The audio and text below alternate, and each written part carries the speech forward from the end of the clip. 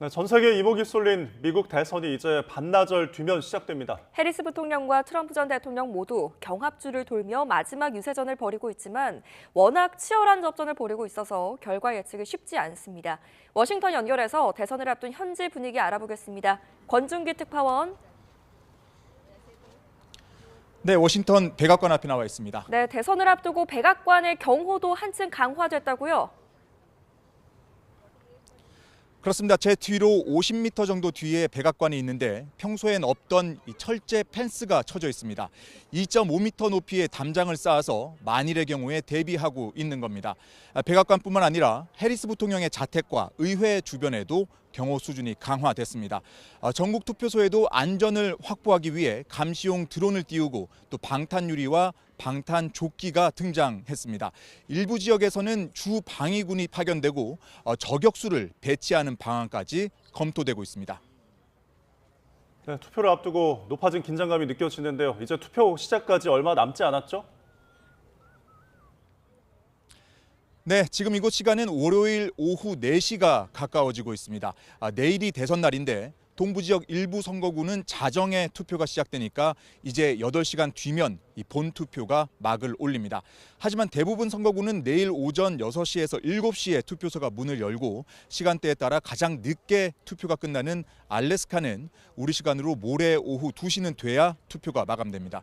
투표 결과를 언제 알 수 있을지도 관심인데 지금 같은 초접전 양상이면 우편 투표와 사전 투표 집계까지 모두 마쳐야 하기 때문에 결과 발표까지 며칠이 걸릴 수도 있습니다. 현지 언론도 최종 승자가 가려지는 시점이 선거 결과만큼이나 예측 불가라고 전하고 있습니다. 네, 이번 대선 그 어느 때보다 치열한 경쟁이 펼쳐졌는데 마지막 판세는 어떻게 분석되고 있습니까? 네, 막판까지 오차범위내 초접전에다 엎치락 뒤치락 혼전 양상이 이어지고 있습니다. 어제 나온 뉴욕타임스 여론조사는 경합주 7곳에서 해리스가 4승 2무 1패로 나왔는데 오늘 의회 전문 매체 더 힐의 조사 결과는 정반대였습니다. 트럼프가 펜실베니아와 노스캐롤라이나 또 조지와 애리조나에서 해리스를 앞섰고 위스콘신과 네바다에서는 동률을 기록했습니다.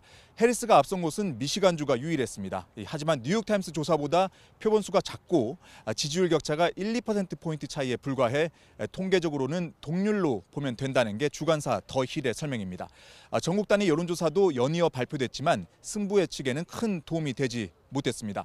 각종 여론조사 평균치를 집계하는 538의 그래프를 보면 전국 지지율의 경우 해리스가 1.1%포인트 앞선 것으로 집계됐습니다.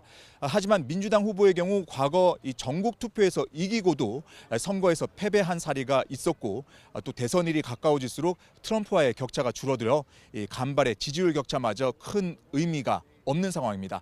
CNN은 면돈날처럼 미세한 지지율 차이라며 여론조사로 보면 1972년 이후 가장 접전 양상의 대선이라고 평가했습니다. 네, 이렇다 보니 두 후보 모두 마지막까지 경합주 공략에 집중하고 있죠.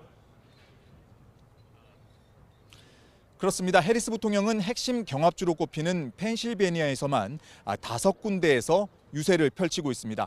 경합주 가운데 가장 많은 선거인단이 걸린 펜실베니아를 반드시 잡겠다는 의지를 보여주고 있는 겁니다.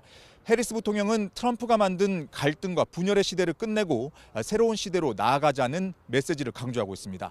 트럼프 이름을 직접 거론하지 않으면서 긍정적인 미래를 약속하는 데 집중하고 있습니다. 직접 들어보시죠. The momentum because our campaign is tapping into the ambitions, the aspirations, and the dreams of the American people.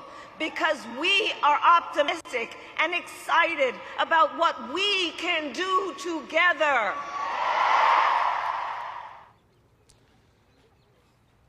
트럼프 전 대통령은 남부 경합주인 노스캐롤라이나에서 유세를 시작해 펜실베니아를 거쳐 미시간으로 이어지는 대장정 유세를 벌이고 있습니다.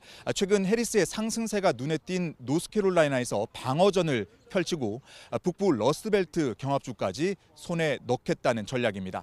트럼프 메시지는 해리스와 다소 차이가 있습니다. 민주당이 2020년 대선에 이어 또다시 선거 부정을 일으킬 거라며 압도적인 승리를 거둬야 한다는 점을 강조하고 있습니다. 들어보시죠.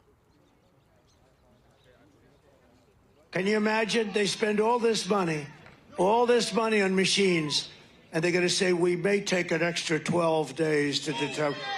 And what do you think happens during that 12 days? What do you think happens?